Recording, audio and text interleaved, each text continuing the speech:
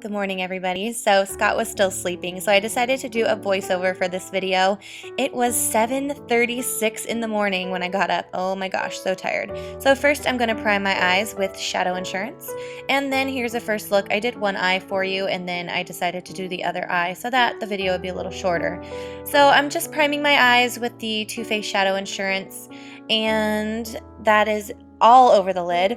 And then I'm going to take this beautiful pink color from the new Sephora's Too Faced palette. I forget what it's called, but it's the big pink one.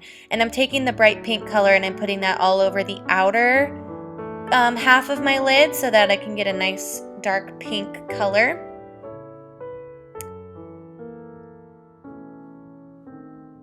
And I'm trying to do a couple of layers so that that can be really nice and vibrant. Although we are going to smudge it out a little bit later.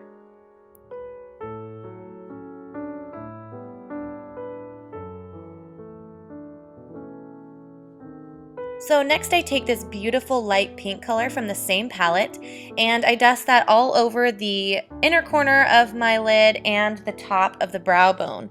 That's going to be my highlight for both the inner corner and for the brow bone.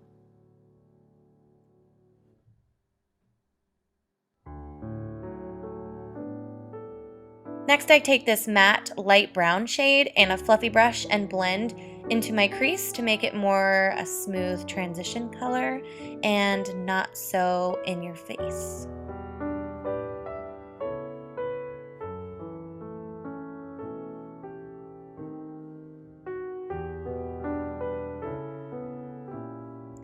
Then of course taking some blush, because why not, and I'm going to dust that in my crease as well, just adding a little bit more pink.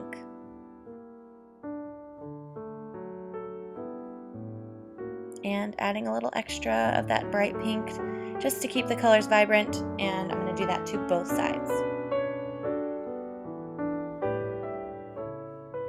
Next I'm going to take a fluffy brush and I'm just going to sort of blur all of the colors that I just put on my eyelid together so that they're a little bit softer.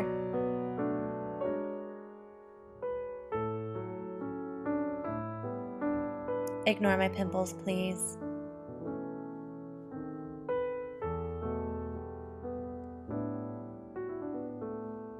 Next, I'm taking that fluffy brush and I'm just using whatever's left on the brush and going under my bottom lash line. I'm not going to be putting any more product on this bottom lash line, no mascara, only some white eyeliner later. So I just want to make sure that my eyelashes are blended in with the rest of my skin.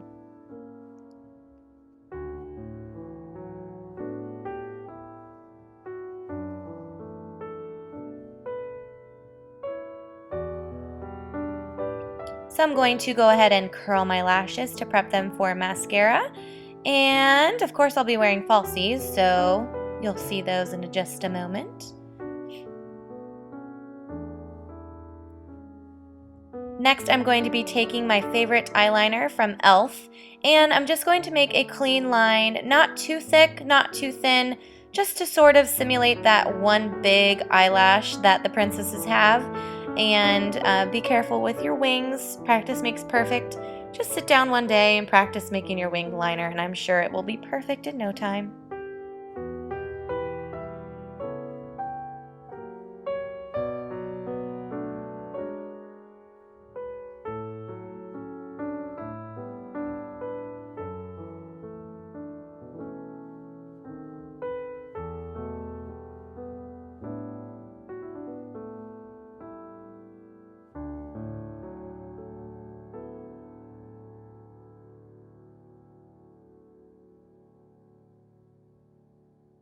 Next, I'm going to take some black eyeshadow and a very thin brush, and I'm just going to dust the black eyeshadow on top of the eyeliner just to make them more matte, and that way they won't smudge if my eyes sweat or if they got wet or anything. And there's both of them done.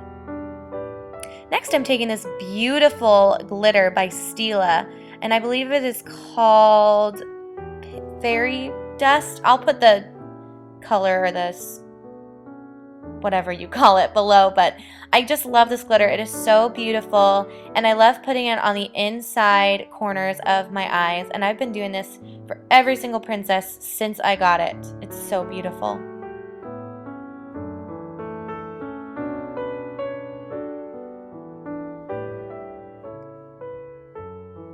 now taking some mascara and just running that through my lashes.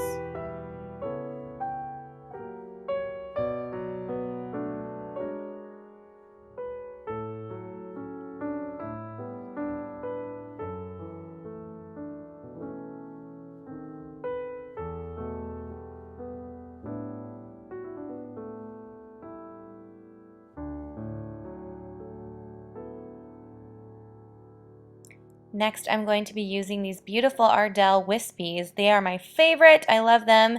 I'm going to put them on really quick, and of course, my foundation is done as well. If you guys would like a updated foundation routine, please comment below so that I can get that up and updated for you. Next, I'm just going to comb through my eyebrows and make them ready for the day.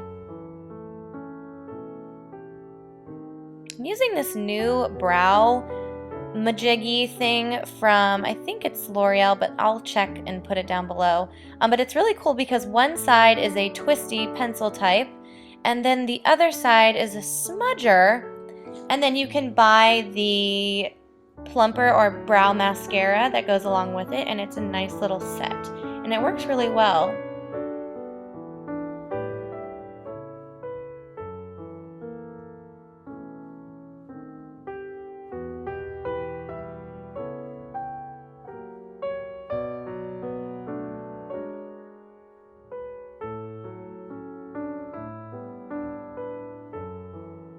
So here's the little smudgy side. It's really cool. I think it has some product in it too. And so it just kind of helps to fill the brows in and make them not look so sparse.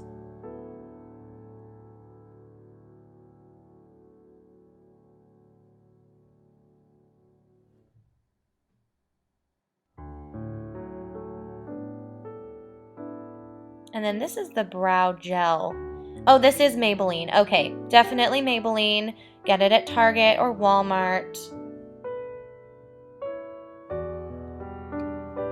And I'm just going to comb that right through my brows, and it keeps them in place all day and nice and filled in.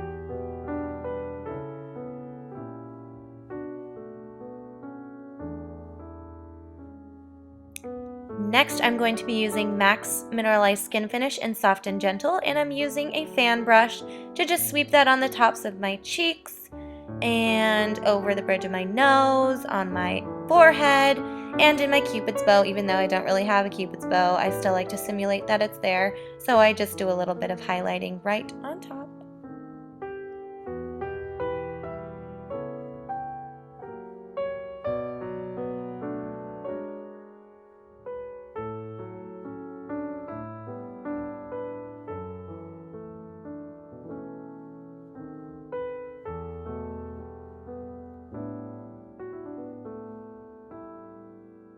Next, I'm using NARS Orgasm and a fluffy brush. This is from Japanesque, I believe, the brush that I'm using.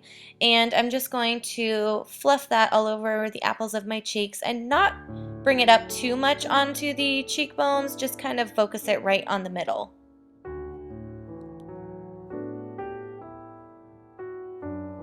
I want Aurora to be very soft and gentle.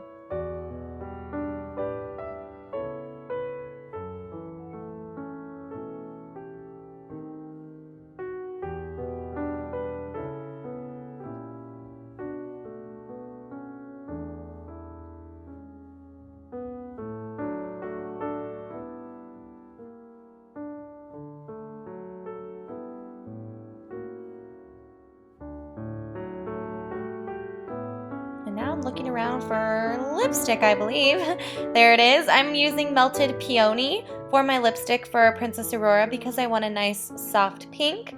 This is a beautiful color. I actually ended up taking this off right after I was finished filming because I needed to brush my teeth, so I did end up reapplying it later, but this is a beautiful soft pink color and I just love it.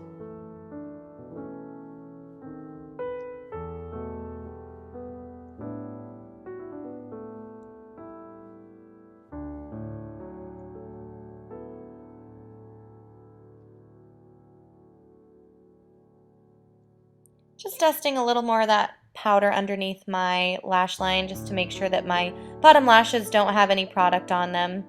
And of course, finishing off with white eyeliner because we love it. Oh my gosh, the bags under my eyes are serious in this clip.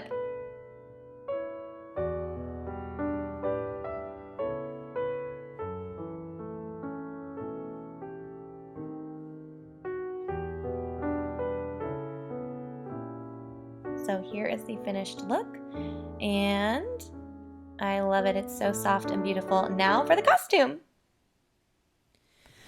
All right, the lighting in my office is horrible and it is a complete disaster in here, so please ignore that.